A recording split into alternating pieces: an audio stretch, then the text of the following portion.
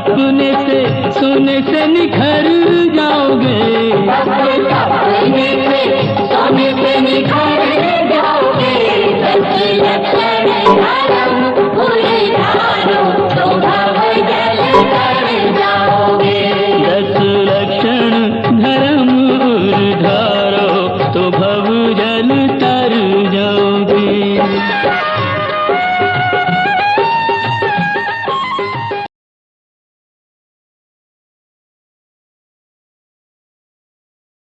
तप 12 है। एक एक धर्म की चर्चा में अपन एक एक दिन लगा रहे हैं, इस हिसाब से 10 दिन लगा रहे हैं। तो 12 तपों की चर्चा के लिए 12 दिन चाहिए ना, और उसे अपन को एक दिन में समेटना है। तो अपन को बहुत विवेक से और काम लेना पड़ेगा, क्योंकि उनमें बहुत महत्वपूर्ण बातें हैं, उनकी चर्चा इस संबंध में करना है। पूजन में लिखा है कि तप चाहे सुर राय, कर्म शिखर को वज्र है, द्वादश विधि सुखदाय, क्यों न करें हम सकति सम। उत्तम तप जग माही बखाना, और कर्म शैल को वज्र समाना। पूजन की इन 3 पंक्तियों में 2 बार कहा है कि ये उत्तम तप कर्म रूपी पर्वत को गिराने के लिए वज्र के समान है। 2 दफे आया है ना।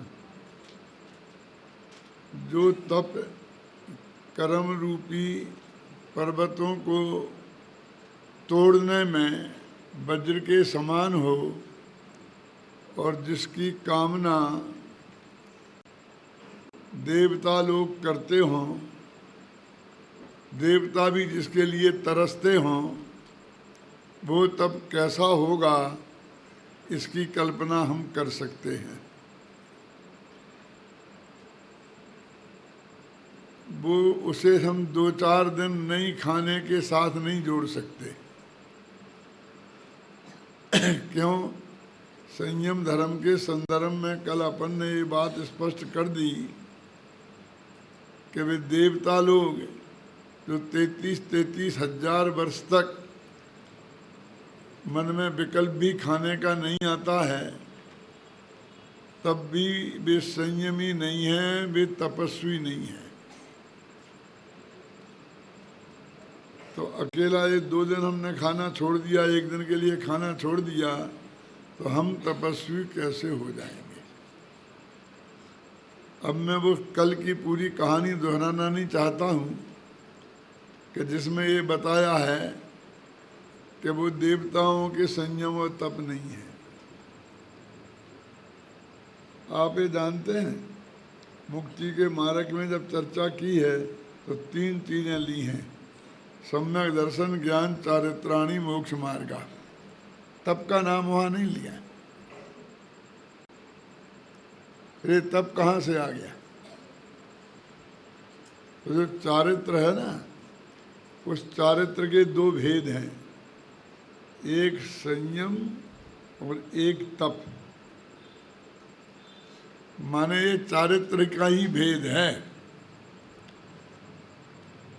अब जरा सोचिए कि मुनिराजों के संदर्भ में ये वर्णन चल रहा है। तपस्वी तो मुनिराजों को ही कहते हैं ना। संयम और तप में क्या फर्क है? जो मुनिराजों के लिए अनिवार्य हो उसका नाम है संयम, और जो ऑप्शनल हो उसका नाम है तप। सोचा कभी इस दृष्टि से? क्या मतलब है? 5 महाव्रत का पालना, 5 समिति का पालना, 3 गुप्ती का पालना, ये तो संयम है, क्योंकि उन्हें अनिवार्य है। नग्न दिगंबर दशा ये तो अनिवार्य है ना, और वे अनशन करें और ना करें, कोई ज़रूरत नहीं है। गृहस्थों को तो कहा है कि अष्टमी चतुर्दशी को करना चाहिए, मुनिराजों के लिए जरूरी नहीं है कि वे अष्टमी चतुर्दशी को उपवास करें। गृहस्थों के लिए जरूरी है। आता ना, चौथी प्रतिमा है प्रोषद प्रतिमा, कल बताया था, और दूसरी प्रतिमा में भी शिक्षाव्रतों में है ना, सामायिक प्रोषदोपवास है क्या नहीं है। तो गृहस्थों को तो जरूरी बताया, और मुनिराजों को आवश्यक नहीं है। उन सभी दिन एक से ही है, समझिए ना। यानी तप है ऑप्शनल और संयम है अनिवार्य। वो जितना चाहें करें, ना संभव हो तो ना करें, ये उनकी मर्जी पर है। ख्याल में है ना। तो ये संयम में और तप में अंतर है। दूसरी शर्त और है कि संयम जब अनिवार्य है और तप ऑप्शनल है, तो इसका मतलब संयम पूर्वक ही तप होता है। क्या कहना चाहता हूं मैं कि हमने आज तो हम 10 दिन का उपवास कर लिया, और 11वें ही दिन में 11 दफे खाने लग गए। क्यों भाई साहब? तो ये तप नहीं है। रोजाना दिन में एक बार खाएं और फिर 2 दिन का 1 दिन का उपवास कर लिया, ये तप है। ख्याल में है ना।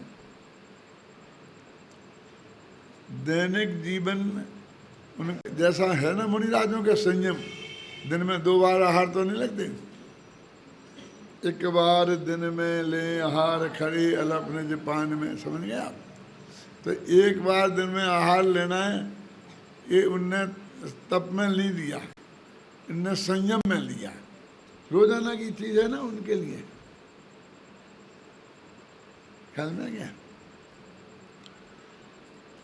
तो संयम पूर्वक तप होता है। तो जो रोजाना 1 बार भोजन करते हैं, उनका 1 बार भी भोजन नहीं करना वो तप है। जिनमें जो दिन में 10 दफे खाते हैं, भक्ष खाते हैं, ख्याल में ही ना, उनका उपवास तप नहीं है। अभी सोचना कि हम क्या करते हैं, कैसे करते हैं। और भी हम थोड़ी बात विचार करें गंभीरता से। ये 12 तप है ना, 6 अंतरंग और 6 बहिरंग।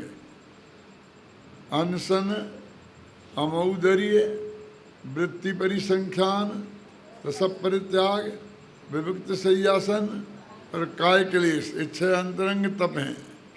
ये बहिरंग तप हैं। और प्रायश्चित, विनय, वैयावृत्त, स्वाध्याय, वित्सर्ग और ध्यान, ये 6 अंतरंग तप हैं।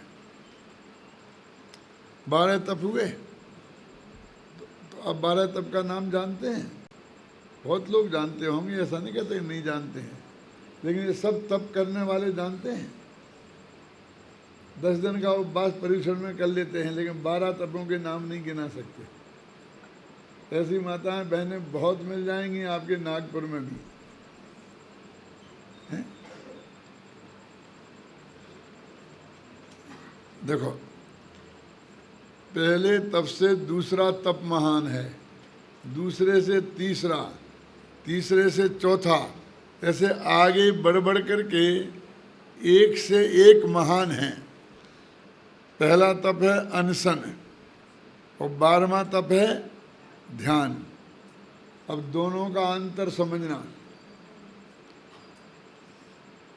अंतर मुहूर्त तक ध्यान करे। अंतर मुहूर्त माने 48 मिनट से भी कम।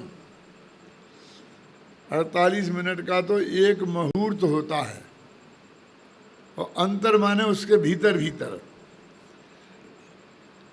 इतना ध्यान करे तो गारंटी से केवल ज्ञान की प्राप्ति होती है। लगातार आत्मा का ध्यान अंतर मुहूर्त तक करे तो केवल ज्ञान की प्राप्ति होती है। जितने जीवों को आज तक केवल ज्ञान की प्राप्ति हुई, उन्हें वो एक अंतरम मुहूर्त से ज़्यादा नहीं लगा ध्यान करने में।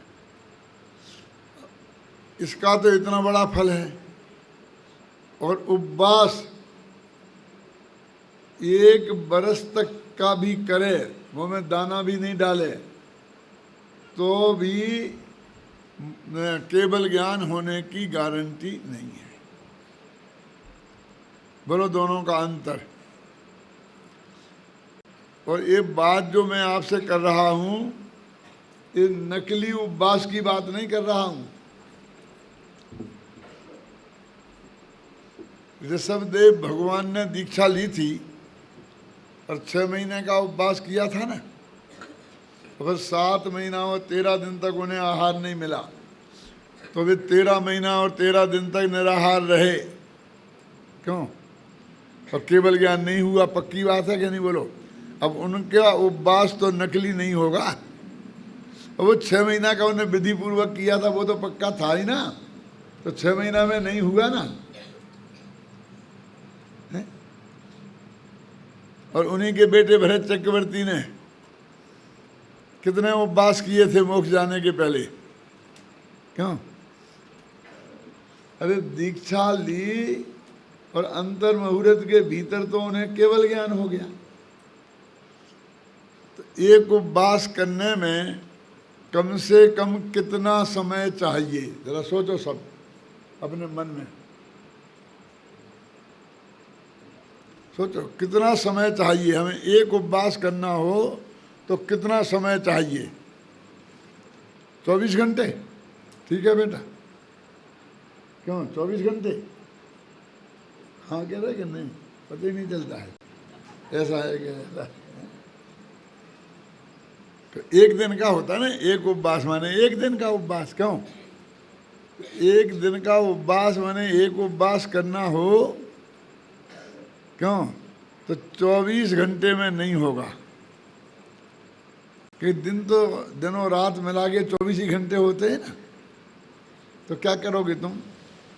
दिन भर नहीं खाओगे और एक रात आगे है और एक रात पीछे, तो 24 घंटे नहीं खाओगे और फिर खाओगे तो रात में खाना पड़ेगा ना, या तो पहली रात में या दूसरी रात में।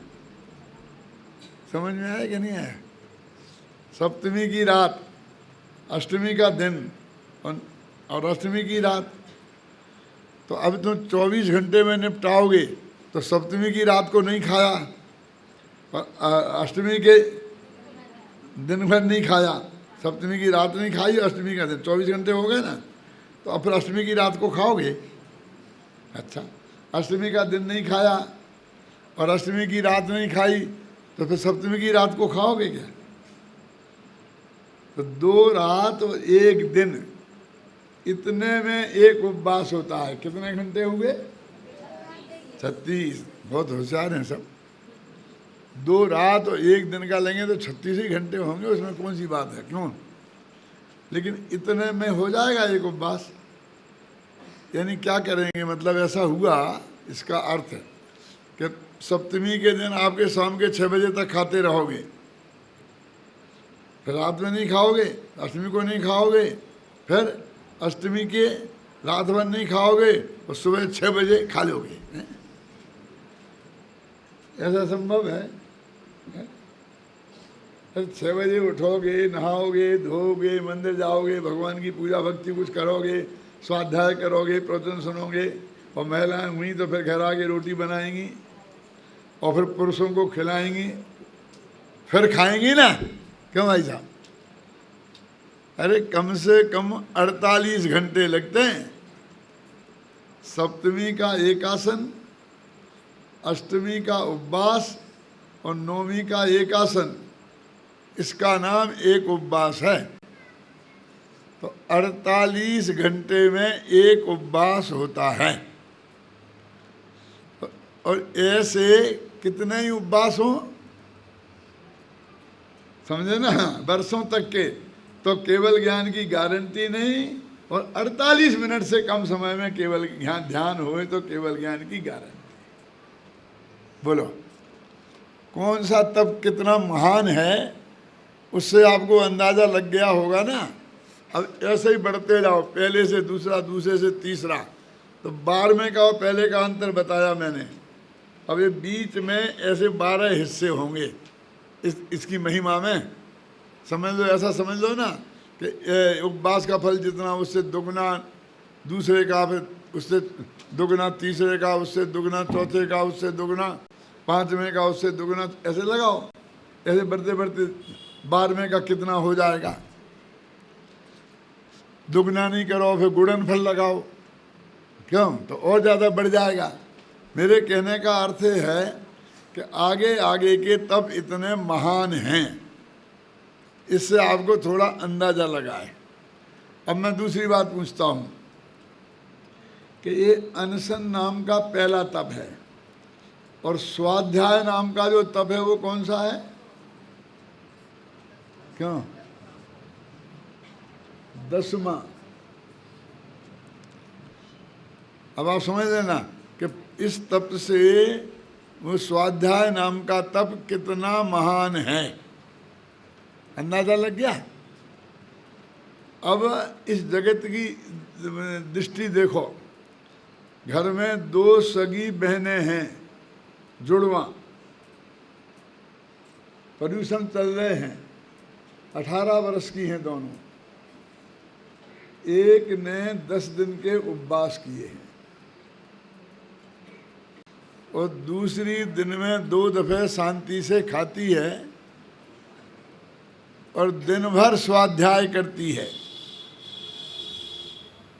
और स्वाध्याय 5 प्रकार का होता है, उसकी चर्चा अपन अभी करेंगे। वाचना, प्रेक्षणा, अनुप्रेक्षा, आमनाय और धर्मोपदेश। तो कभी बाँचती है, कभी पूछती है, कभी सोचती है, कभी पाठ करती है, कभी समझाती है, दूसरों को उपदेश देती है। क्यों? ऐसा बदल बदल के करती है। अब मैं आपसे पूछूं कि आप दोनों में से तपस्वी किसे मानेंगे? कौन है, ये बात नहीं कह रहा हूं मैं, ये जगत किसे मानता है। अब 5वां दिन हो गया, आया है उपवास का, समझना। घर में वो उपवास वाली बहन लेटी है आराम से और वो स्वाध्याय वाली बहन बैठी बैठी चटाई पे स्वाध्याय कर रही है और अम्मा जी भी वहीं बैठी हैं। इतने में बाहर से कोई आदमी आया और उसने घंटी बजाई। ध्यान से सुनना। किवाड़ खोलना चाहिए ना, कोई नहीं उठा तीनों में से। अम्मा भी नहीं उठी, उठती भी कैसे, उसके तो कमर में दर्द रहता है, बैठे से खड़े होने में 5 मिनट लगते हैं। क्यों? और वो उपवास वाली भी नहीं उठी। क्यों?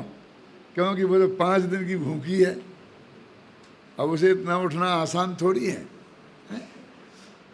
और वो पढ़ने वाली भी, पढ़ने में मन लग रहा था, बहुत अच्छा प्रकरण चल रहा था, तो वो भी नहीं उठी।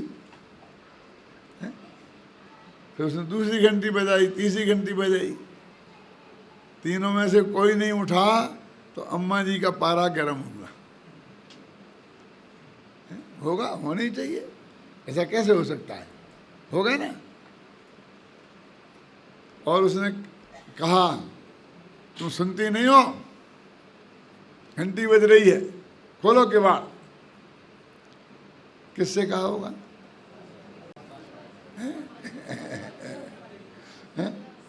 क्यों?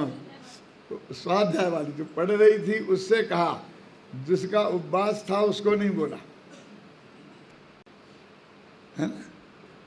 जब 2-3 दफे कहा, उसका उपयोग इधर को आया, तो उसने कहा मैं पढ़ रही हूं ना। उससे क्यों नहीं कहती हो, वो लेटी है, वो जाके उठाए खोलेगी किवाड़, मैं पढ़ रही हूं ना। क्यों? कि वो 5 दिन की उपवासी है, उसने उपवास किया है, तूने क्या किया? उठती है कि नहीं? नहीं, मुझसे बुरा कोई नहीं होगा। कि वैसे भी तुमसे बुरा है कौन?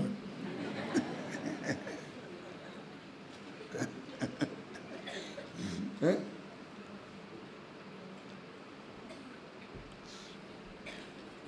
यदि अब नहीं उठी तो फिर मैं पिटाई करूंगी। क्यों? ये किसको धमकाया जाएगा? उपवास वाली को, स्वाध्याय वाली को। यानी उसकी दृष्टि में वो जो उपवास करने वाली वो तपस्वी है, महान है, उसने कुछ किया है। और ये स्वाध्याय वाली जबकि 10 गुना महान स्वाध्याय नामक तप है। क्यों? लेकिन इस जगत की दृष्टि में वो उपवास करने वाला ही बड़ा तपस्वी माना जाता है, स्वाध्याय करने वाला नहीं, है ना? होता है। उसके साथ ही कोमल व्यवहार होता है तपस्वियों जैसा, इसके साथ नहीं होता, कठोर। उसने उपवास किया, तूने क्या किया? वो कहती है माँ इसने क्या किया? तो उसने उपवास किया, मैं नहीं समझती हूँ क्या किया। आप तो मुझे बताओ उपवास किया माने क्या? कि खाना नहीं खाया, पानी नहीं पिया, है? कि ये तो नहीं किया हुआ ना, खाना नहीं खाया, पानी नहीं पिया, क्या हुआ? नहीं किया हुआ। मुझे तो किया क्या ये बताओ। क्यों? और मैं स्वाध्याय कर रही हूं, मैंने 6 डाला पढ़ा, तत्वा सूत्र पढ़ा, क्यों? बोलो। लेकिन वो जो बेचारी कर रही है उसको कोई तपस्वी मानने को तैयार नहीं है समाज का एक भी व्यक्ति, माँ बाप भी नहीं सके। और कभी कभी तो वो स्वयं धोखे में आ जाती है, उसे भी लगने लगता है कि ये बहन तपस्वी है, मैंने कुछ नहीं किया।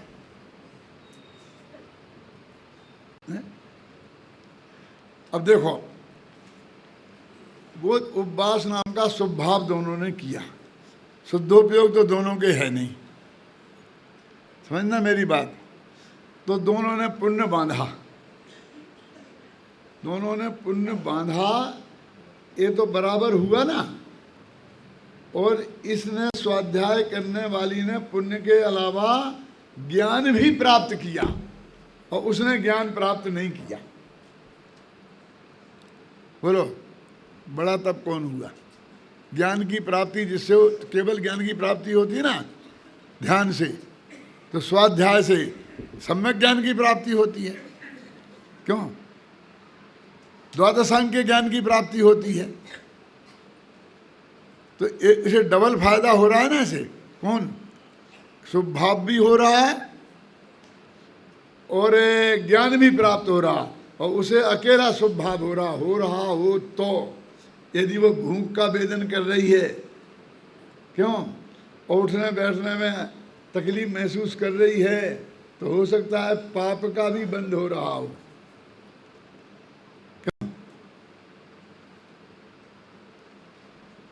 खाली दिमाग शैतान का घर। अब बैठे बैठे लेटे लेटे कुछ है तो नहीं, न काम करने को क्यों दिन नहीं करता है, तो बस यहाँ वहाँ की दुनिया भर की बातें आती हैं। आज के कुछ समझदार लोग तो ताश माश खेल के समय निकाल लेते हैं, शतरंज मतरंज, क्यों, कुछ ना कुछ करके। पंडित टोडरमल जी ने लिखा, जैसे तैसे समय पास करते हैं, लिखा कि नहीं लिखा? लेकिन ये जगत उसको महान तपस्वी मानता है। हमारे जयपुर में क्षमावाणी के दिन सब तपस्वियों का सम्मान होता है। 10 उपवास करने वाले, फिर 8 वाले, फिर 7 वाले लाइन से आते हैं, क्या ना, और उनका बड़े बड़े लोग सम्मान करते हैं, कोई शास्त्र भेंट करते हैं, जो भी करते हैं। माने भरी सभा में 10,000 की जनता में उनका सम्मान किया जाता है। काय के लिए?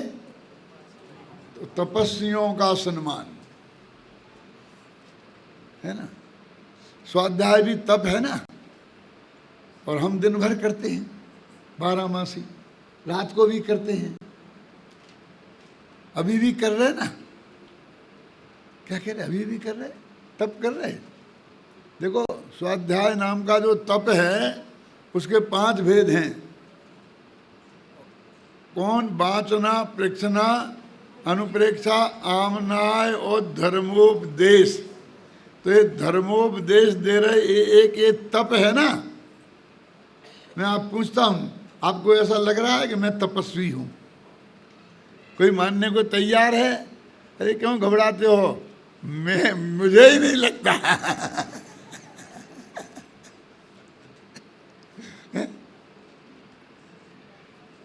लेकिन जिनवाणी कह रही है कि ये तप है, ये विद्यार्थी सब तपस्वी हैं।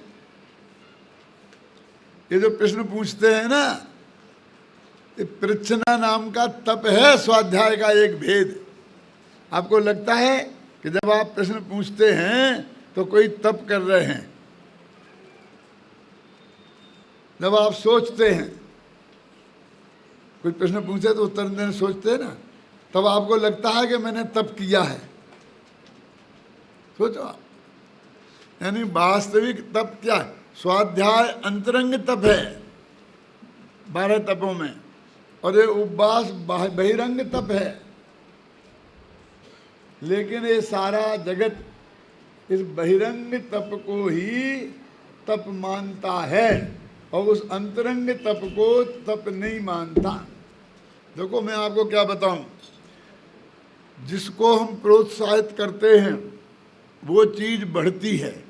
हमने उपवास वालों का सम्मान किया। इस साल 3 लोगों ने किया था 10 दिन का उपवास। जब हमने रामलीला के मैदान में 10,000 लोगों के बीच में तप किया तो अगली साल वो संख्या 6 हो गई। उनका किया तो अगली साल 12 हो गई।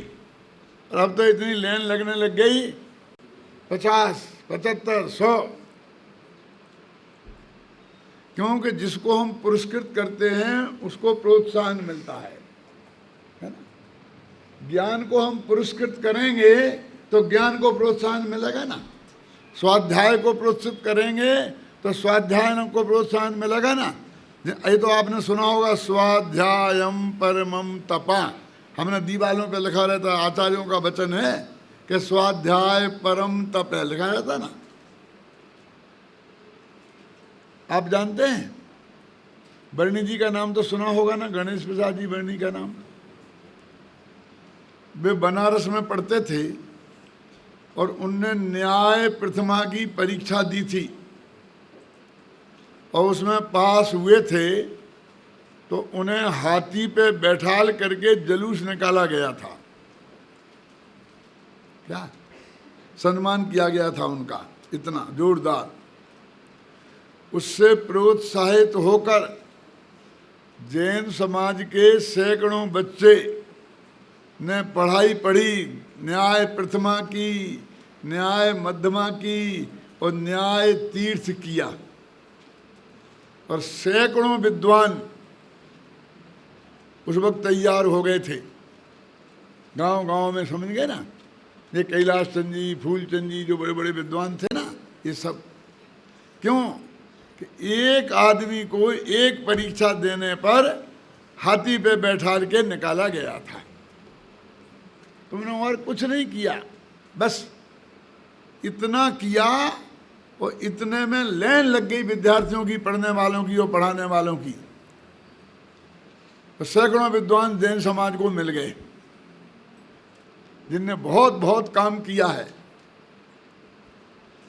हम भी उसी उत्साह में आए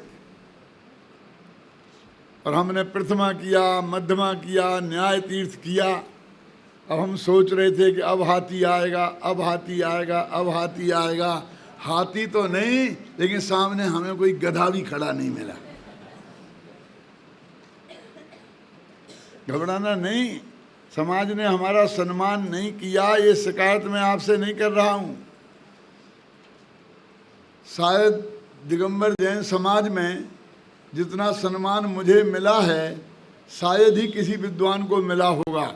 मेरी कोई ऐसी शिकायत नहीं है और आपसे अपील भी नहीं है कि मेरा आप सम्मान करें। मैं तो ये बता रहा हूँ समाज की स्थिति, और उसका परिणाम क्या हुआ मालूम आपको? मुझे आज तक मेरे बाद का हुआ न्याय तीर्थ कोई आज तक नहीं मिला। जो मेरे बाद जिसने न्याय तीर्थ की परीक्षा की हो, ऐसा विद्वान मुझे आज तक नहीं मिला जैन समाज में। समझे ना? आपने ज्ञान की कीमत नहीं की तो वो रास्ता बंद हो गया। अब तो वो हमने शुरू किया था अपने विद्यालय में जयपुर में, तो वो परीक्षा बोर्ड ही बंद हो गया। समझ गए ना? वो परीक्षा लेने वाले ही खत्म हो गए, कोई नहीं बचा। बोलो, ज्ञान की उपेक्षा से उसका क्या दुष्परिणाम निकलता है, ये कल्पना आप करें। आप जब किसी एक बात पर ताली पीटते हैं ना, तो वो जो वक्ता है ना, वो जिस बात पे आपने ताली पीटी, वो फिर कल उस वैसी बातें 3 लाएगा, परसों 6 लाएगा, खोज खोज की, क्योंकि ऐसी बात पे ताली पिटती है। समझे ना? और जिस बात को आपने कही उसने बहुत बढ़िया, और आपने ऐसे मुँह करके लटका करके निकाल दी, वो कल से बोलेगा ही नहीं भगवान आत्मा की बात कोई हो। क्या करे? क्यों? सबको नींद आने लगेगी। आप समझते हैं आपकी एक ताली की कीमत? समझे ना? सही जगह पर ताली बजाना एक कितना महान कार्य है, इसकी आपको याद आई? समझ में आई मैं क्या कहना चाहता हूँ? माने तप का वास्तविक स्वरूप क्या है, हम इसे गहराई से समझें। अभी मैं आपसे कह रहा था कि पहले तप से दूसरा तप महान है। क्यों? तो पहला कौन है, दूसरा कौन है, उनकी परिभाषाएं क्या हैं, ये समझनी पड़ेंगी ना। पहले तप का नाम है अनशन, ठीक है? माने दिन में एक बार भी भोजन नहीं करना, उसका नाम अनशन है ना। और दूसरे तप का नाम है अमोदर्य। इसका क्या अर्थ है भैया? कि दिन में एक बार भरपेट नहीं, अधपेट, भूख से कम खाना एक बार बैठ के शांति से, उसका नाम है अमोदर्य। इसलिए इसको एकासन भी कहते हैं। अब ये कह रहे पहला तप है छोटा और दूसरा तप उससे बड़ा है। दिन में नहीं खाना बिल्कुल, ये तो हो गया छोटा, और दिन में एक बार खाना भले ही भूख से कम सही, वो हो गया बड़ा। ठीक लगता है तुमको? क्यों? है ना? और अब वो रहा कहाँ? लिखा तो है, उसका नाम है ऊनोदर। बोलते अमोदर्य माने ऊनोदर। ऊन माने कम, माने पेट भर नहीं, पेट से कम खाना, उसका नाम है अमोदर्य। वो ऊनोदर आज दूनोदर हो गया है। वो दोनों टाइम का एक टाइम खा लेते हैं। क्यों? हम 2 टाइम में 2 रोटी खाते हैं, वो एक टाइम में 4 रोटी खाता है।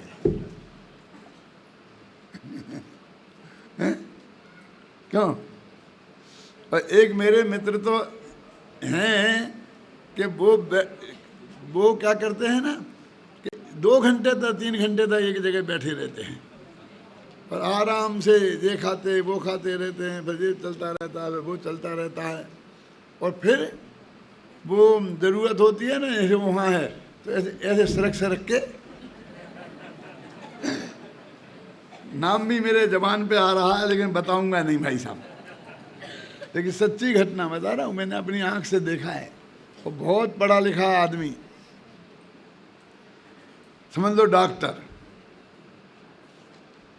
लेकिन मैंने अपनी आंख से देखा है, सरक के खा रहे हैं। क्यों? वो क्या समझते हैं कि एक आसन है, एक आसन, क्या समझते? आसन है ना, तो संधि विच्छेद करो तो एक आसन ऐसी भी निकल सकती है ना। तो वो समझते एक आसन से बैठे रहो और फिर 6 घंटा बैठे रहो, खाते रहो। भाई साहब, वो एक आसन नहीं है, एक आसन है। संधि विच्छेद होती है व्याकरण के हिसाब से, तो एक आसन में से एक आसन भी निकल सकता है और एक आसन भी निकल सकता है। तो उनने क्या समझ लिया, एक आसन से बैठे रहो। ख्याल में है ना आपकी में? ऐसा नहीं है। तो मेरे कहने का अर्थ ये है कि हम उपवास का भी सही अर्थ कहाँ समझते हैं, हम एक आसन का भी सही अर्थ कहाँ समझते हैं मालूम? एक आसन का माने ऊनोदर का माने अमौदरी का सर्वोत्कृष्ट उदाहरण कौन सा है? शास्त्रों में आता है, एक मुनिराज ने 1 महीने का उपवास किया, फिर उसके बाद आहार को निकले, भोजन निरंतराय मिल गया, तो एक दाना खाया चावल का, एक दाना, और पानी पी के वापस चले गए, और फिर 1 महीने का उपवास।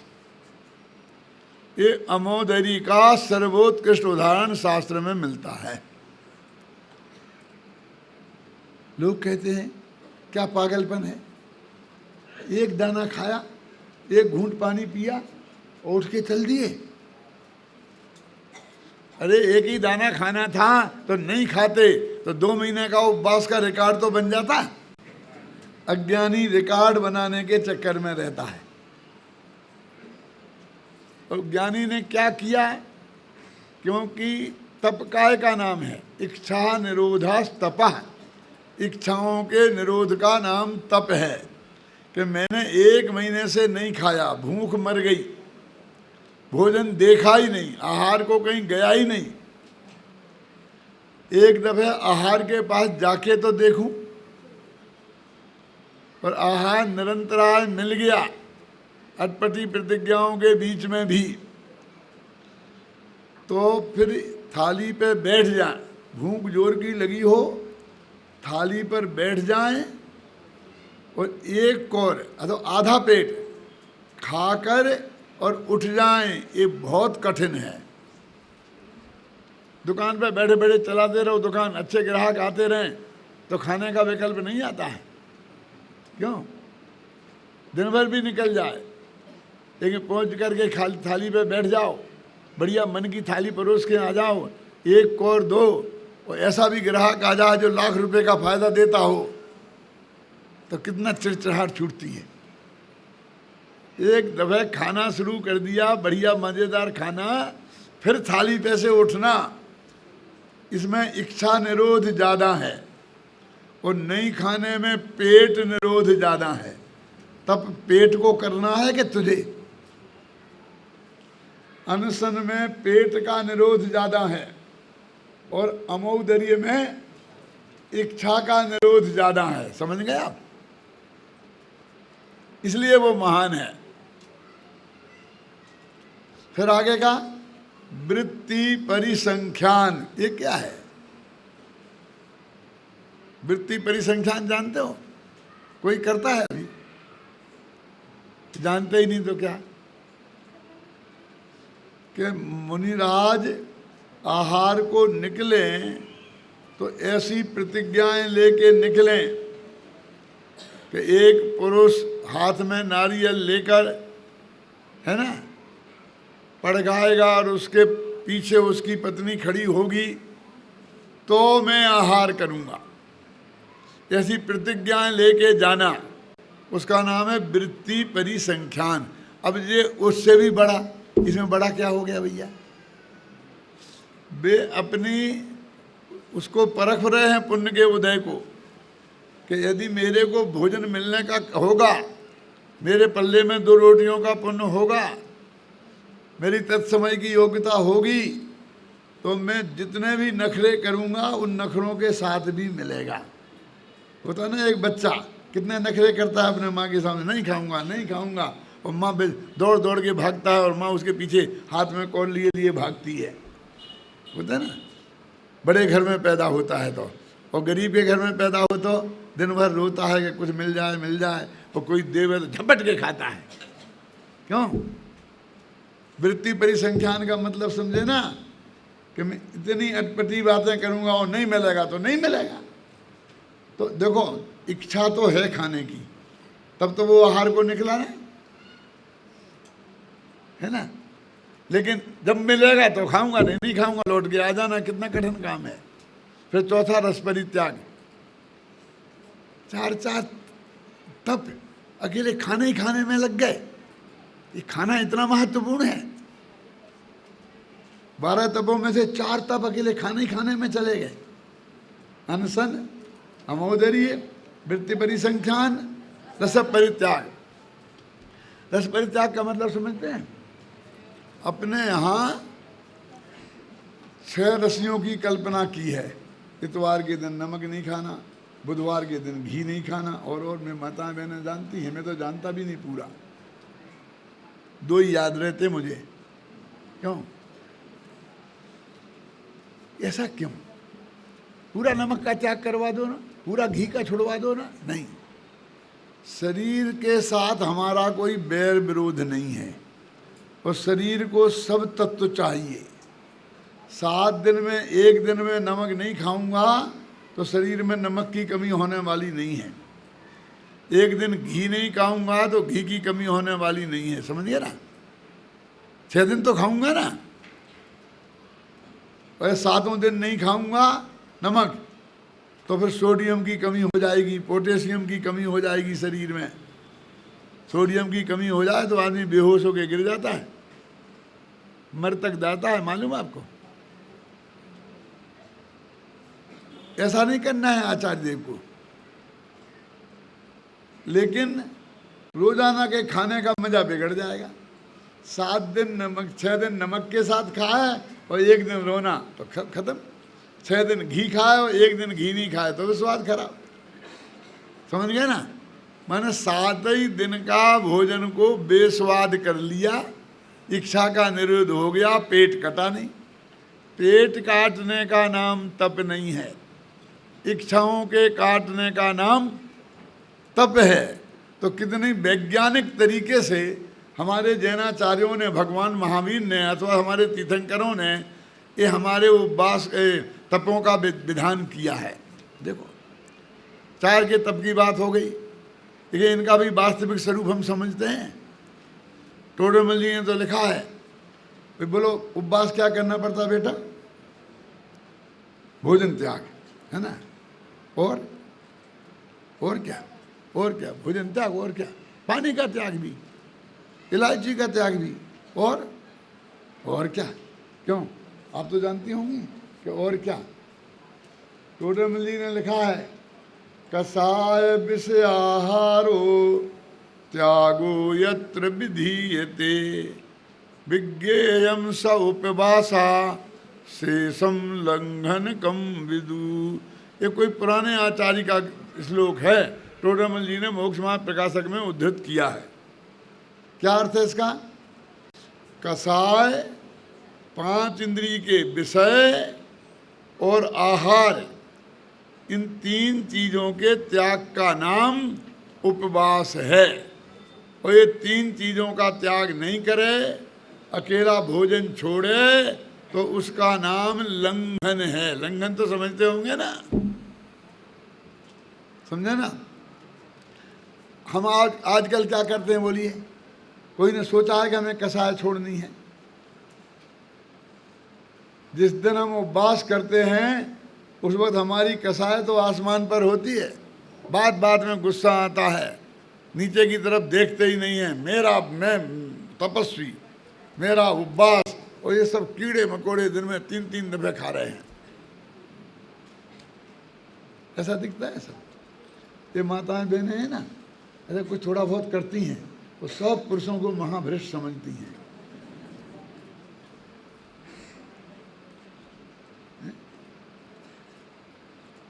ये क्या है?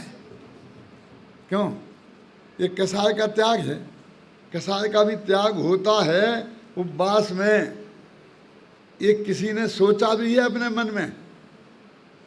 और 5 इंद्रियों के विषयों का त्याग अकेले रोटी छोड़ने से नहीं होगा, कि 5 इंद्रियों के विषयों का त्याग, उसका नाम उपवास है। कि 5 इंद्रियों के विषयों का त्याग क्या है बोलो? है? कि हमने छोड़ दिया ना खाना, वो तो अकेला रसना इंद्री की बात हुई ना। क्यों? ये देखो, स्पर्शन इंद्री के विषय का त्याग। तो क्या है स्पर्शन इंद्री का विषय? क्या हम ब्रह्मचर्य से है ना, तो यही है ना। अरे ये नहीं है। स्पर्शन इंद्री के विषय 8 होते हैं। ठंडा गरम, रूखा चिकना, हल्का भारी, कड़ा नरम। तो नरम गरम गद्दे पे लेटना कि नहीं, हम तो बिल्कुल चटाई पे लेटते हैं, का पाटिए पे लेटते हैं। तो भैया कड़ा और नरम, नरम में नहीं, तुमने कड़े पे लेटे। क्योंकि नरम पे लेटते हैं तो हमें कमर में दर्द हो जाता है। हम तो बिल्कुल ऐसा ऐसे इस पर लेटते हैं तो कमर सीधी रहती है। तो ये भी स्पर्शन इंद्री का भेद हुआ। तुमने नरम छोड़ा और कठोर लिया और समझने लग गए कि हमारा स्पर्शन इंद्री का त्याग हुआ। लेकिन दोनों स्पर्शन इंद्री के विषय हैं ना, कड़ा भी और नरम भी। तो क्या करें? जैसा मिल जाए वैसा ले लो, चाहे कड़ा हो तो कड़ा हो, नरम हो तो नरम। समझ गया? कुछ तो होगा ही ना। ठंडा और गरम नहीं, मैं तो गरम पानी पीती हूँ, नहीं मुझे ठंडा चाहिए फ्रिज का। क्यों? चलेगा नहीं। मुझे एसी के बिना नहीं रह सकती हूँ। उपवास की गर्मी और फिर भयंकर बाहर की गर्मी, दो नहीं। अब मैं तो सब एसी है, कूलर लगा हुआ है। ये स्पर्शन इंद्री का विषय है, ठंडा गरम है? रूखा चिकना, समझ रहे ना? ये सुंदर सुंदर बढ़िया बढ़िया साड़ी पहनना, कपड़े पहन के सज धज के निकलना उपवास के दिन, ये स्पर्शन इंद्री का विषय है।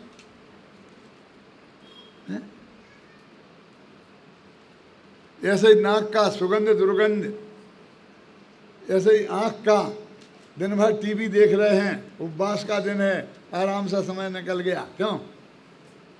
चलेगा? चलता है? नहीं नहीं नहीं, मैं तो गाने लगा देती हूँ। नहीं, आध्यात्मिक। अरे कोई भी गाने लगाए तो कर्णेंद्री का विषय है वो। मेरे जैसे आदमी से सुनो। प्रवचन क्यों नहीं लगाया? तुझे तो बहुत जिनका गला मीठा है, ऐसे लोगों से सुनना है, क्या? और है क्या उसमें? है क्या?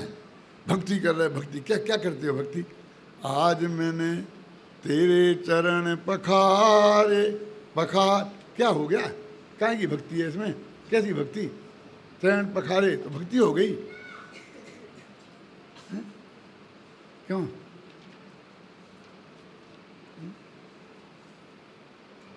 भक्ति सुनी नहीं समंत भद्र की? अलंग शक्ति भवितव्य तेयम, हे भगवान, हेतु द्वयावश कार्य लिंगा, निमित्त और उपादान दोनों हेतुओं जिसमें विद्यमान हैं, ऐसी भवितव्यता भगवती भगवत्ता की शक्ति को लंघन नहीं किया जा सकता। ये बात जो आपने बताई है, ये कितनी गजब की बात है। ये जगत के जंतु कह रहे सबको, ये जगत के जंतु ये नहीं समझते हैं, और मैंने किया इस अहंकार में मरे जा रहे हैं। मुझे बहुत आश्चर्य होता है, हे भगवान, मुझे बहुत आश्चर्य होता है। इसका नाम भक्ति है?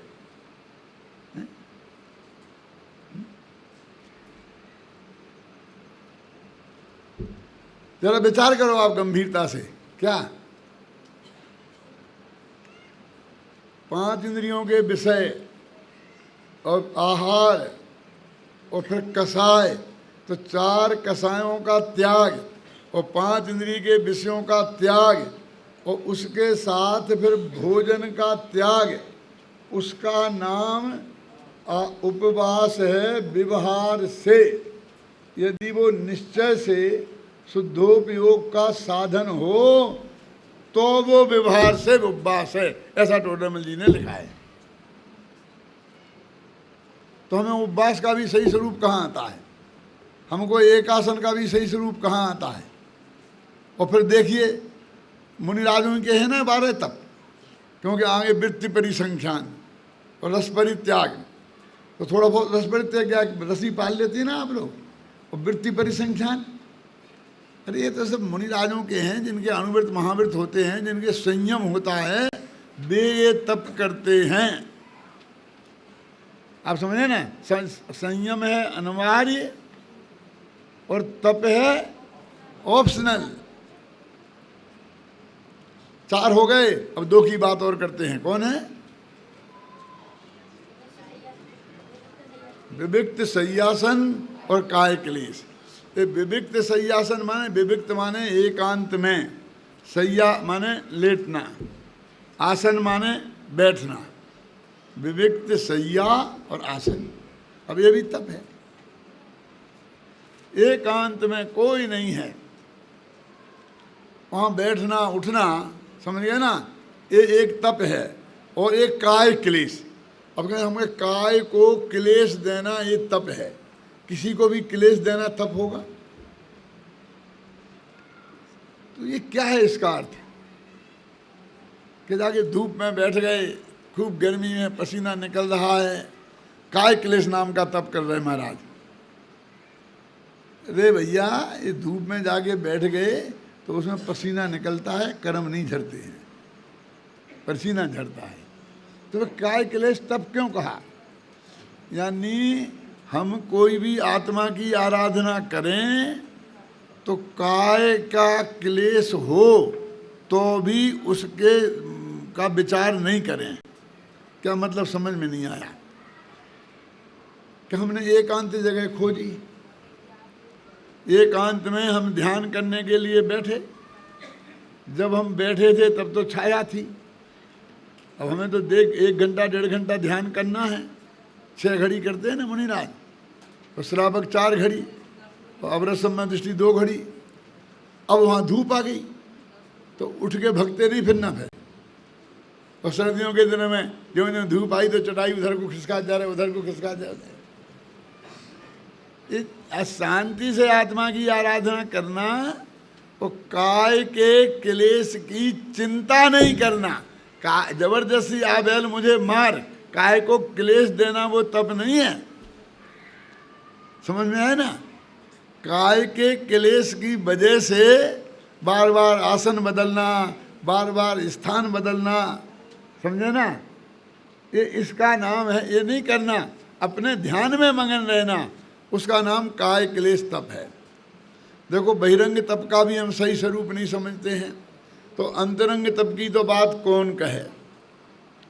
अंतरंग तपों में विनय नाम का तप एक ऐसा तप है कि जिसमें सबसे ज़्यादा बड़ी भूल होती है। जब भी विनय तप की चर्चा चलेगी तो हमारे साथी विद्वान इस गद्दी पर बैठकर ये उपदेश देंगे, आजकल विनय तो रही नहीं है, बच्चे माँ बाप की विनय नहीं करते हैं, और विद्यार्थी अध्यापक की विनय नहीं करते हैं। हमारे ज़माने में तो इतना था कि जब पिताजी स्कूल में भर्ती कराने जाते थे तो मास्टर जी से कहते थे कि गुरुजी, हड्डी हड्डी हमारी और चमड़ी चमड़ी तुम्हारी। समझ गए? क्या मतलब समझे क्या? नहीं समझे? इतनी पिटाई करना कि चमड़ी उधर जाए तो हम कुछ नहीं कहेंगे, लेकिन हड्डी नहीं टूटना चाहिए। इतना मत पीट देना कि हड्डी टूट जाए। माने हड्डी हड्डी हमारी और चमड़ी चमड़ी तुम्हारी। और चुपचाप क्यों? और गुरुजी आए तो सब खड़े।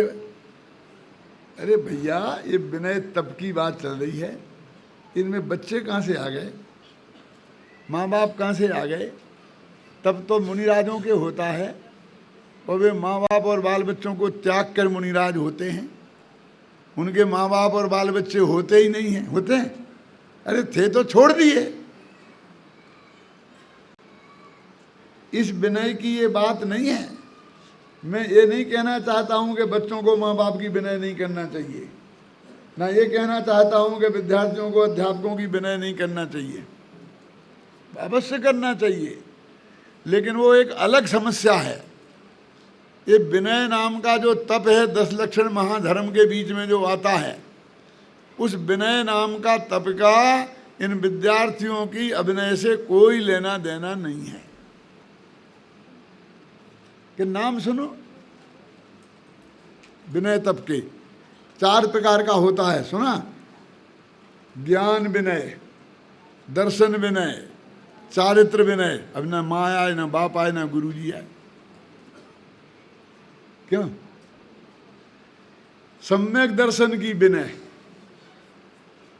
सम्यक दर्शन की चित्त में महिमा आना, सम्यक ज्ञान की विनय और सम्यक चारित्र की विनय। भाई साहब, जो अंतरंग तप है, बाहर की क्रिया से क्या लेना देना। और एक उपचार विनय, जो ये कहते ही कहते हाँ ये माँ बाप की विनय, गुरु जी की विनय उपचार विनय में आ जाएगी। कि नहीं, तो उपचार विनय क्या है मनीष? दर्शन विनय है निश्चय विनय, और सम्यक दृष्टि की विनय है उपचार विनय। ज्ञान विनय है निश्चय विनय, और सम्यक ज्ञानी की विनय है उपचार विनय। और चारित्र विनय है निश्चय विनय, और चारित्रवंतों की विनय है उपचार विनय। क्योंकि धर्म के क्षेत्र में धर्मात्माओं का ही उपचार घटित होता है, दुनियादारी का नहीं। आप जानते हैं, विनय सबसे बड़ा धर्म है, सबसे बड़ा पुण्य है, और सबसे बड़ा पाप है। क्या कह रहे शांतिलाल जी? हैं? सबसे बड़ा पाप है, सबसे बड़ा पुण्य है, और सबसे बड़ा धर्म है। ये विनय नाम के तप के रूप में सबसे बड़ा धर्म है। और विनय संपन्नता नामक भार्य भाव, वो है ना 16 कारण भावना, है ना? 16 कारण पूजन करते हैं ना रोजाना, उसमें आती है ना दूसरी भावना, विनय महाधार है जो प्राणी, शिवबंता की सखी बखानी। तो वो विनय संपन्नता नाम की भावना वो सबसे बड़ा पुण्य। क्यों? क्योंकि तीर्थंकर प्रकृति ये बंध का कारण है। सबसे बड़ा पुण्य तो तीर्थंकर प्रकृति है ना, तो सबसे बड़ा पुण्य हो गया। और विनय एक मिथ्यात्व का भी भेद है। विनय नाम का मिथ्यात्व सबसे बड़ा पाप। चाहे जहाँ माथा टेक देना, भैया हमें तो कोई राग देश नहीं है, हम तो सबको मस्जिद में भी चले जाते हैं, मंदिर में भी चले जाते हैं, हमें कोई दिगंबर श्वेतांबर का भेद नहीं है। क्यों? हमको तो सब चलता है। बीतरागी भगवान भी चलते हैं और रागी भगवान भी चलते हैं। हम तो पंडित जी आपके व्याख्यान में भी आ जाते हैं और आपको गालियां देने वालों के व्याख्यान में भी चले जाते हैं। हमें कोई राग देश नहीं है। मैं कहा एक बीतरागी तो तुम्हें ही मिले हमें। अरे ये विनय नाम का मिथ्यात्व है। कहीं ऐसा ना हो कि हम जिसे विनय नाम का तप समझ रहे हों वो विनय नाम का मिथ्यात्व हो। अपना ये माथा सड़ा नारियल नहीं है जो चाहे जिस देवता की चरणों में फोड़ दिया जाए। जिसने अपने माथे की कीमत नहीं की उसकी कौन कीमत करेगा? तुमने अपने माथे की कीमत नहीं, इसे शास्त्र में उत्तमांग कहते हैं ना, सबसे ऊंचा अंग, और तुमने इसकी इज्जत नहीं की तो कौन इज्जत करेगा? हैं? तुम अपने लड़के को कचरा बोलोगे हैं? तो फिर पड़ोस के तो बोलेंगे ही ना। क्यों? और तुम अपने बेटे को, हमारी बुढ़ी अम्मा है ना, बड़े भैया, छोटे भैया, क्यों? ये तुम्हारे तो बच्चे हैं, नाम क्यों नहीं लेती हो? मेरी माँ ने मैंने कभी नाम नहीं सुना अपनी माँ के मुँह से। भैया भैया भैया, क्यों? बड़े भैया, मंझले भैया, क्यों? आपके घरों में नहीं ऐसी बुढ़ी अम्मा है जो अपने पोतों को भी भैया कह के बुलाती हैं? और हमारी हालत है कि हम दादाजी को भी नाम लेके बुलाते हैं।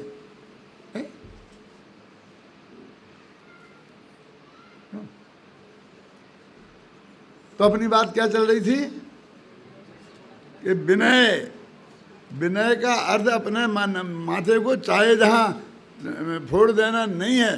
अरे बहुत विवेक से यदि हमने सही जगह अपना माथा झुकाया तो विनय नाम का तप होगा। ध्यान से सुनना, विनय संपन्नता नाम की भावना होगी। और गलत जगह झुकाया तो विनय नाम का मिथ्यात्व होगा। बोलो, समझ लो कितनी सावधानी की जरूरत है। हम विनय तप का स्वरूप तो समझें कि तीन तो हमारी समझ में नहीं आई, दर्शन विनय, चारित्र विनय, ज्ञान विनय। इनका क्या करें? इनको कैसे नमस्ते करें? इनके पैर दबाएं, क्या करें? क्यों भैया? अरे भाई, सम्यक दर्शन की अंदर में महिमा होना, सम्यक ज्ञान की महिमा होना, सम्यक चारित्र की महिमा होना, यही विनय है। ये कोई माथा तो पुद्गल का है, इसको झुकाने की बात नहीं है।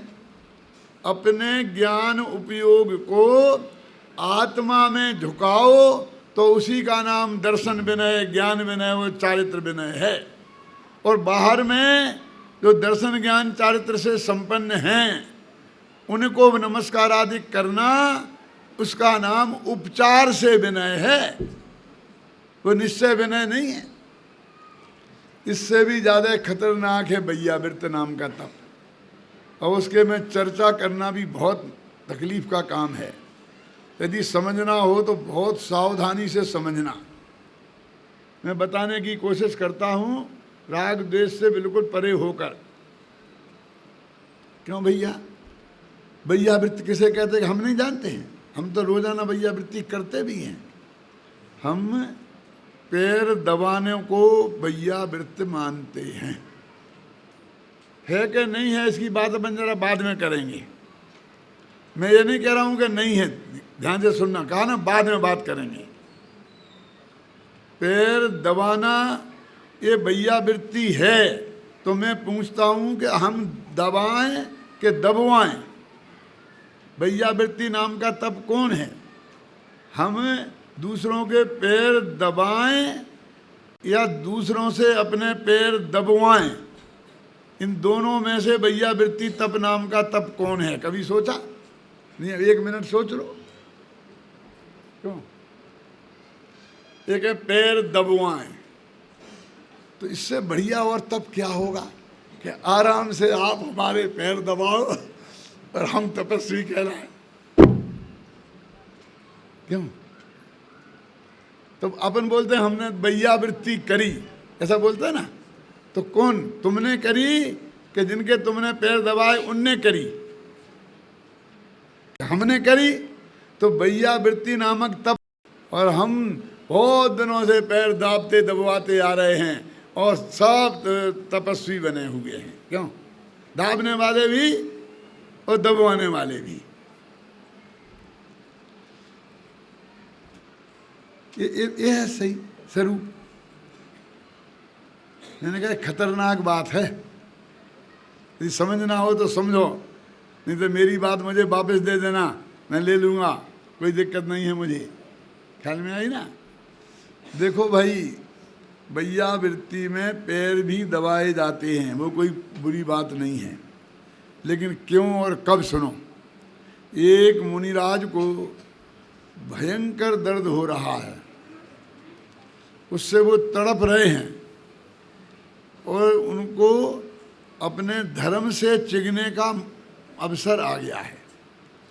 ख्याल में आई ना आपकी? में भयंकर प्यास लगी है, अब नहीं सहा जाता है, तो भैया तुम तो ले आओ, एक गिलास पानी पिला दो, फिर मैं प्रायश्चित ले लूँगा। समझ गए आप? अब हम उन्हें उपदेश दें कि महाराज नरक में अपन रहे थे, तब 3 लोग समुद्रों का पानी पिए तो भी प्यास नहीं बुझे, इतनी अपन ने पीड़ा सही उतनी तो नहीं है। समझाते हैं ना ऐसे। तो तेरे को कौन दुख है, मृत्यु महोत्सव भारी। शास्त्रों में लिखा है कि कोड़ा उपदेश दें तो उसे गुस्सा आता है। मैं मांग रहा हूँ पानी और ये पिला रहा है उपदेश। पंडित के पास की ओर है क्या? मैं पानी मांग रहा हूँ, क्यों? अपने घर में देखना, तुमसे बोलते हूँ बच्चों से, जब पापा पानी मांगे तब तुम उन्हें उपदेश पिलाना कि पापा गांधी जी स्वाधीन थे, अपने हाथ से उठा करके पी लेते थे, दूसरे के भरोसे नहीं रहते थे। फिर देखना क्या होता है। क्यों? यानी उनको भयंकर प्यास लग रही है और हम पानी नहीं देके उपदेश दें तो उन्हें गुस्सा आता।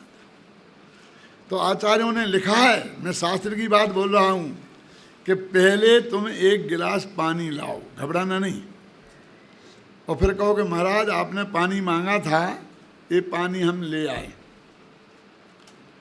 आप चाहो तो पी सकते हो, लेकिन अब एक बात सुन लो कि तुमने सारी जिंदगी घोर तपश्चर्या की और अंत समय में यदि तुम भ्रष्ट हो गए तो फिर नरक में जाना पड़ेगा। 3 समुद्रों का पानी पी जाओ तो प्यास नहीं बुझेगी और एक बूंद नहीं मिलेगी। बोलो क्या करना? पीना है। यदि नहीं पिए और प्राण भी निकल गए तो स्वर्ग में जाओगे। बोलो क्या करना? तो वो कहेंगे नहीं पीना। समझ गए ना? ऐसे ही जाके हाथ पैर दुख रहे, एकदम तड़प रहा है, सिर में भयंकर दर्द है, और तुम उपदेश दो तो वो नहीं सुनेंगे। और फिर आप जाओ, पहले थोड़े हाथ दबाओ, पैर दबाओ, सिर दबाओ, और फिर साथ में उपदेश पिलाओ कि तुम कितने महान तपस्वी हो, तुमने क्या किया है। अब ये तो क्या है, शरीर है, एक दिन तो छूटना ही है, और जब छूटेगा तो ऐसे ही थोड़ी छूट जाएगा, थोड़ी तकलीफ तो होती ही है, होगी तो वो उनके परिणाम भी शांत हो जाएंगे। तो भैया वृत्ति भी है, पैर दबाना भी, समझ गए? लेकिन कब? जब ऐसी परिस्थिति हो तब। बिल्कुल हम स्वस्थ तुम स्वस्थ और मजे से तुम पैर दबा रहे हम दबवा रहे, इसका नाम भैया वृत्ति नाम का तप नहीं है। ख्याल में आया ना? तो असली भैया वृत्ति क्या है? लिखा दर्शन और चारित्र से कोई डिग रहा हो तो, लिखा ना, दर्शन या चारित्र से डिग रहा हो तो उसे, अथवा अपन स्वयं डिग रहे हो तो स्वयं को विवेक से चिंतन करके उपदेश से उसी में स्थिर कर देना। ये स्थितिकरण जो अंग है ना, वो ही असली भैया वृत्ति है। समझ में आए ना? वो असली भैया वृत्ति है। तो भैया वृत्ति तप के नाम पर भी हमारे अंदर बहुत बड़ा ज्ञान है। देखो, इस बात को प्योर तत्व ज्ञान के संदर्भ में लेना, किसी व्यक्ति के संदर्भ में मत लेना। मैं शास्त्र की गद्दी पे बैठ के आपके सामने कह रहा हूँ, जिनवाणी के सामने, कि मैं किसी की आलोचना के लिए ये शब्द बिल्कुल नहीं कह रहा हूँ। जो जिनवाणी में वस्तु का स्वरूप है वो आपके सामने रखा है। ख्याल में है ना? अब जो आ गया स्वाध्याय नाम का तप, इसमें भी सबसे बड़ी गड़बड़ी है कि हमें तो एक महाराज आए थे, स्वाध्याय की हमने प्रतिज्ञा ले ली है तो हम रोजाना करते हैं। क्या करते हैं? एक मंदिर में से कोई भी किताब उठाई, ऐसी खोली, आंख मीच के, और 2 लाइनें पढ़ी और रख दी और प्रतिज्ञा पूरी। और कल आए तो दूसरी किताब, कल क्या पढ़ा था कुछ पता नहीं। इसका नाम स्वाध्याय नहीं है। क्यों? समझे ना? जिनवाणी का देखो पहला भेद क्या है स्वाध्याय का? बाँचना। इस शास्त्र को बाँचना ये भी स्वाध्याय नाम का तप है, लेकिन वस्तु के स्वरूप को समझने की भावना से बाँचना और अपना पूरा उपयोग लगाकर उसका जो मर्म है वो समझने की कोशिश करना, ये क्या है? बाँचना नाम का स्वाध्याय, ये तप है। फिर कोई बात समझ में नहीं आए, पहले खुद कोशिश करना। तो किसी ज्ञानी जीव से प्रेम से अति विनय पूर्वक अपने समाधान के लिए पूछना ये परीक्षणा नाम का तप है। दूसरे की परीक्षा के लिए उस पर प्रश्न दागना। कुछ लोगों की ऐसी आदत होती है कि परमानेंट उनके 2-5 प्रश्न होते हैं और जो भी वक्ता आए बस उसके सामने बंदूक ठोक देते हैं, बस खत्म। सारा गांव जानता है उन्हें कि इनके 4-5 प्रश्न हैं और ये ठोकेंगे और उसे डिस्टर्ब करेंगे। ये स्वाध्याय प्रश्ना नाम का तप नहीं है। बनारसी दास ने मालूम क्या लिखा?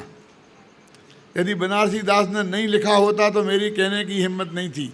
मैं उनकी तरफ से कह रहा हूँ, आपको गुस्सा आए तो बनारसी दास पे करना, मेरे पे नहीं।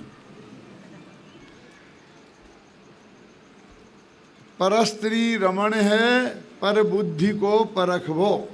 दूसरे की बुद्धि की जांच करते रहना 24 घंटा, ये परस्त्री रमण नाम का व्यसन है, ऐसा लिखा। अरे तू दूसरे की क्या जांच कर रहा है? वो हमने सोचा तुम कहाँ खड़े हो। अरे बेटा, हम कहाँ खड़े हो उससे तुम्हारा कोई फर्क नहीं पड़ेगा, तुम कहाँ खड़े हो इससे तुम्हें फर्क पड़ेगा।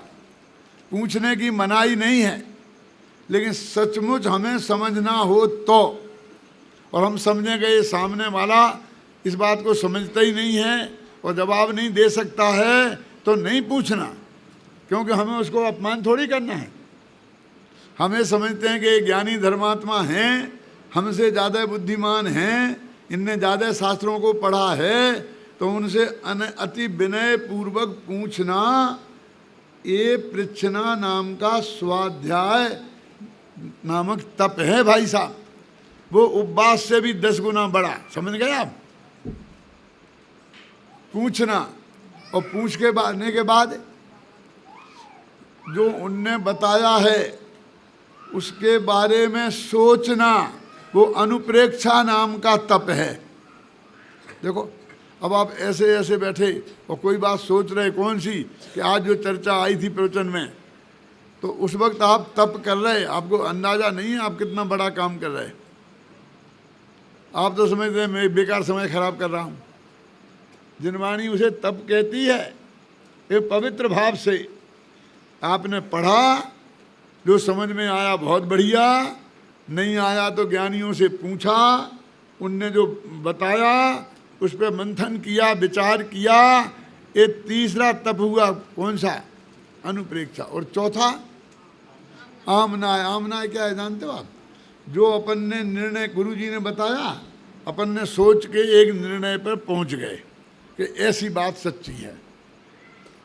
अब हमने इतनी मेहनत करके एक निर्णय किया है और फिर भूल गए तो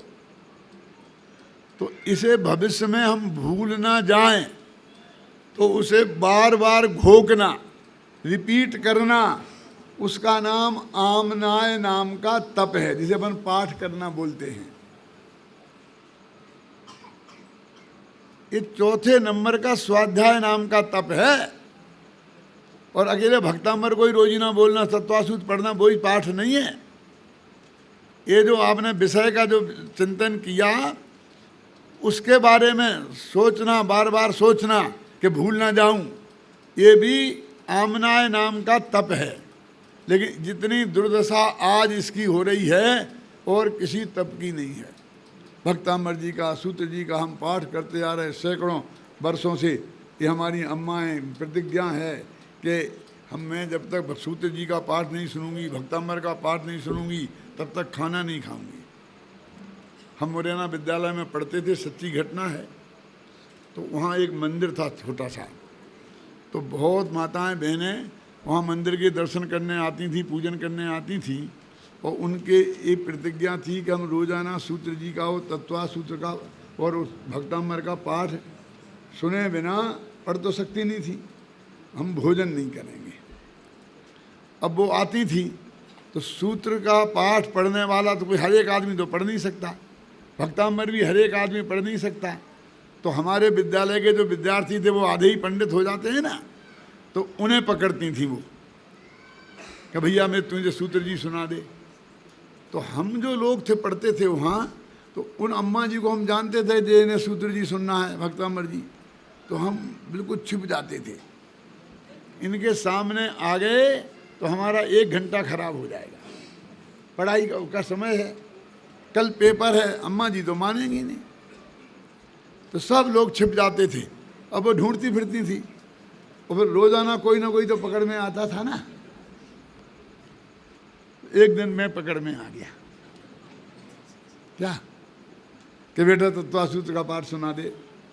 ये ठीक है सुना देता हूँ। मैं बैठ गया, सुनाने लग गया। इतना में एक दूसरा विद्यार्थी आया, बोली बेटा इधर आ इधर आ। वो आ गया निश्चिंत, फिर वो छिपा नहीं। क्यों? वो समझ गया ये फंस गया है, अम्मा जी इसके पास सुन रही हैं, अब मैं तो अब कोई चिंता की बात नहीं है। शेर को एक शिकार मिल जाए ना तो फिर सारे हिरन आज़ाद हो जाते हैं। उसके ऊपर से भी निकलें तो शेर उससे बोलता नहीं है। अब तो जो 3 दिन बाद शिकार करेगा तब खतरा है। 3 दिन तक नहीं करता, फिर चौथे दिन करता है, समझे ना। इसलिए वो सब देख लिए, पकड़ा गया। अब वो निश्चिंत हो गया, आ गए सब बाहर। इधर आ बेटा इधर आ, आज बहुत देर हो गई, तू जरा भक्तांबर सुना दे। तो उसने भक्तांबर शुरू किया, मैंने तत्वासूत्र शुरू किया और अम्मा जी ने माला ली और शुरू कर दी। 3 काम एक साथ। मैं सच्ची घटना बता रहा हूँ, मेरे साथ घटी है जो। तो उन्होंने कहा कि अम्मा जी को समझती तो है नहीं कि तत्वासूत्र में कितने सूत्र हैं, कितने अध्याय हैं, कुछ है। अपन इतना घंटा भर खराब क्यों करें? तो अपन ने पहले अध्याय के 5-7 सूत्र पढ़े और फिर बोला इति तत्वार्थादिगमे मोक्षशास्त्रे प्रथमो अध्याय। अब फटाफट 5-7 सूत्र पढ़े, दूसरे अध्याय। ऐसा हमने 15 मिनट में पूरा सूत्र ही उन्हें सुना दिया। अम्मा जी बहुत खुश, हम भी खुश और अम्मा जी भी खुश। चली गई आराम से। हम क्या समझते थे कि हमने जग जीत लिया, लेकिन दूसरे दिन अम्मा जी आई तो वो कहें वो पतला पतला लंबा लंबा लड़का कहाँ है? कि क्यों कि मैं तो सूत्र जी उससे ही सुनूंगी, तुम लोग घंटों लगा देते हो, वो 15 मिनट में निपटा देता है। अम्मा जी बहुत प्रशंसा कर रही थी तो हमारे सहपाठियों को बर्दाश्त नहीं हुई। एक दूसरे की प्रशंसा आसानी से पचती नहीं है। तो उनने कहा अम्मा जी आप समझती नहीं हो, वो बहुत बदमाश है। कि क्या बदमाश है? उनने कहा वो पूरे सूत्र नहीं पढ़ता है, वो कुछ सूत्र पढ़ता है और प्रथम अध्याय।